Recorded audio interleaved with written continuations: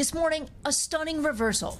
Bryan Kohberger wants to withdraw his plea deal and go to trial for the 2022 murders of 4 University of Idaho students. In new handwritten court documents filed Monday, Kohberger claims his lawyer was ineffective, telling him death row was imminent, and he was advised to lie to escape the death penalty. In a statement to the New York Times, Kohberger says the plea was based on false promises and blatant disinformation. The plea deal struck last year, just weeks before a trial was set to begin. Are you pleading guilty because you are guilty? Yes. Kohberger is serving 4 consecutive life sentences. The family of one of the victims, Plea Gonsalves, reacting to this new legal move, calling Kohberger the mosquito you just can't seem to swat, adding he never cried foul, never claimed he was uninformed or pressured. At the time, the Gonsalves family was upset by the plea deal. Now they are speaking out in a new Netflix docuseries premiering tomorrow. The prosecutors gave him power. Monsters like that should never, ever, ever have options ever again. The 3-part special follows the murders and the manhunt that shocked the country. Say hi, Maddie. 4 students, Plea Gonsalves, Madison Mogan, Ethan Chapin, and Xana Kernodle, all good friends, stabbed to death early in the morning in their off-campus home. The killer leaving behind a major key to the case. We also found a knife sheath in the 3rd floor bedroom laying next to one of the victims. Investigators also uncovered security footage they say showed Kohberger driving through the neighborhood on the night of the murders. The car later found at his parents' home in Pennsylvania, where Kohberger, a criminology student, was arrested after prosecutors say DNA from a Q-tip linked him to the crime. The DNA on that Q-tip belonged to the father of the person whose DNA was on that knife sheath.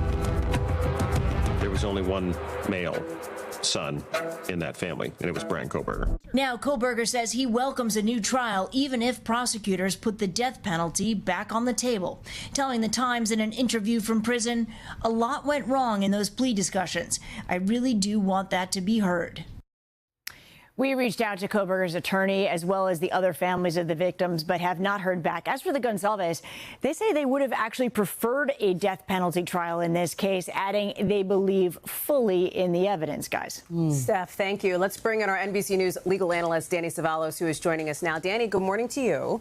So help us understand this, because people remember, I think, and Steph laid it out there, when he was asked, Kohberger was asked by the judge, are you pleading guilty because you're guilty? He said yes, repeatedly. How does he legally unwind that now? When a defendant pleads guilty, a judge reads from a script. It's called a colloquy, and they ask them those questions. Are you pleading guilty because you are, in fact, guilty? Did your lawyers put you up to this? Is this the product of fraud or coercion? Or all these different questions that they ask for exactly this reason, to safeguard against a prisoner who later on decides, oh, you know what? I have buyer's remorse. My sentence, I didn't think I'd get this much. Let me try anything. And they frequently take the form of these handwritten PCRA petitions, habeas petitions that are statistically hopeless, to put it as simply as I can. Well, you mentioned his lawyers. He says that they convinced him to falsely confess, citing false promises and disinformation.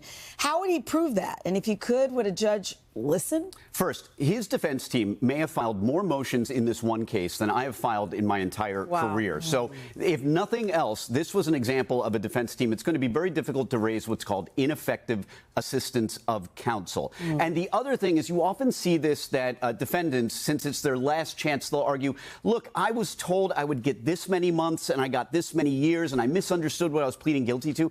There was no ambiguity here. This was somebody pleading guilty to intentional murder, not whether, hey, I had the drugs or he had the drugs. Very little ambiguity here. And a 5th grader could have understood what he was pleading guilty to. This was a PhD candidate who certainly could have understood what his lawyers were telling them. But again, this is usually the last-ditch effort, the only avenue left after you've basically admitted to everything on the record. Yeah. Yet another gut-wrenching moment, too, for the families of those victims. Danny Cevallos, thank you very much.